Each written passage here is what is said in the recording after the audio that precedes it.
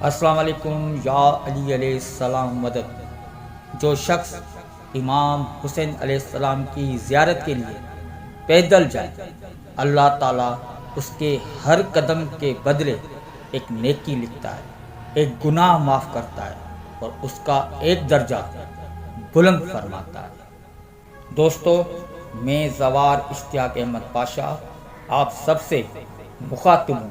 اگر آپ لوگوں کو ہماری آج کی ویڈیو پسند آئے تو اس ویڈیو کو لائک شیئر لازمی کریں تاکہ اربعین واق کا پیغام ہمارا گھر گھر پہنچ سکے۔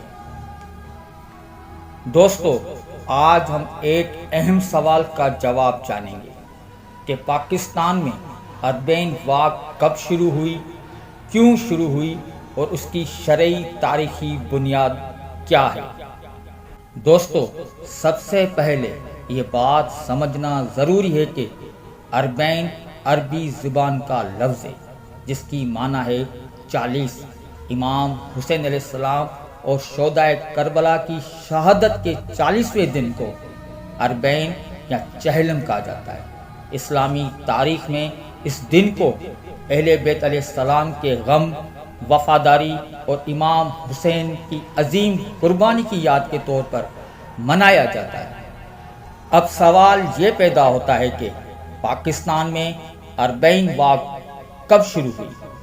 تاریخی حقیقت یہ ہے کہ پاکستان میں اربعین واق کسی ایک شخص، جماعت یا ادارے نے کسی مخصوص سال میں شروع نہیں کی۔ اس کی کوئی سرکاری تاریخ موجود نہیں ہے۔ پاکستان میں مختلف شہروں میں یہ روایت وقت کے ساتھ ساتھ پروان چڑھی۔ سن 2003 میں عراق میں صدام حسین کی حکومت کے خاتمے کے بعد نجف سے کربلا تک اربعین کی پیدل زیارت دوبارہ آزادانہ طور پر شروع ہوئی۔ اس سے پہلے کئی برسوں تک عراق میں اس عظیم عبادت پر سخت پابندیاں تھیں اور زائرین کو شدید مشکلات کا سامنا کرنا پڑتا تھا۔ جب عراق میں پابندیاں ختم ہوئیں تو دنیا بھر سے لاکھوں پھر کروڑوں زائرین نجف سے کربلا تک پیدل سفر کرنے لگے۔ اس عظیم روحانی منظر نے دنیا بھر کے شیعوں کو متاثر کیا۔ پاکستان میں بھی عاشقان امام حسین علیہ السلام نے اسی محبت اور عقیدت کے اظہار کے طور پر مختلف شہروں میں علامتی اربعین واق کا آغاز کیا۔ ابتدائی برسوں میں یہ واق محدود پیمانے پر ہوتی تھی، لیکن 2010 کے بعد پاکستان کے مختلف شہروں میں یہ روایت زیادہ منظم انداز میں سامنے آئی۔ آج ہزاروں افراد کئی کلومیٹر پیدل چل کر امام حسین علیہ السلام سے اپنی محبت کا اظہار کرتے ہیں۔ اب سوال یہ ہے کہ اربعین واق کیوں کی جاتی ہے۔ دوستو، اس کے کئی اہم مقاصد ہیں۔ پہلا مقصد یہ ہے کہ امام حسین علیہ السلام کی عظیم قربانی کو زندہ رکھا جائے۔ دوسرا مقصد یہ ہے کہ دنیا کو بتایا جائے کہ امام حسین علیہ السلام نے اقتدار کے لیے نہیں بلکہ دین اسلام، عدل، انصاف اور انسانیت کی بقا کے لیے قربانی دی۔ تیسرا مقصد یہ ہے کہ نجف سے کربلا تک ہونے والی عالمی اربعین پیدل زیارت کی یاد تازہ کی جائے اور اس عظیم روحانی سفر سے قلبی وابستگی ظاہر کی جائے۔ چوتھا مقصد یہ ہے کہ انسان صبر، وفاداری، ایثار، خدمت اور اطاعت جیسے عظیم اخلاقی اسباق سیکھے۔